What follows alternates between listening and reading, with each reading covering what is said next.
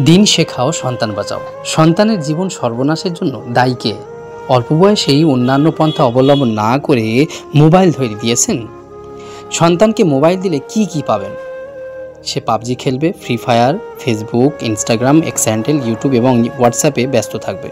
এরপর কি হবে জানেন? তারপর ধীরে ধীরে কারো কথা শোনে না ও মানে না, না টাইমে খায় না টাইমে ঘুমায়, শারীরিক ও মানসিকভাবে একেবারেই অসুস্থ। তাই কেউ লিখেছেন, সন্তানের হাতে মোবাইল নয় কিতাব তুলে দিন, জ্ঞান আদর্শে বেড়ে উঠুক, হোক আলোর বিন। মোবাইলের আলো নয় কিতাবের জ্যোতি চাই, সন্তানেরা সঠিক পথে মানবতা শিখুক তাই। আসক্তির জালে নয় জ্ঞানের পথে হাঁটুক, মোবাইল নয় কিতাব হাতে ভবিষ্যৎ গড়ুক। পিতামাতার স্নেহে কিতাব হোক উপহার, সন্তানেরা হোক আদর্শ, আলোকিত হোক সংসার।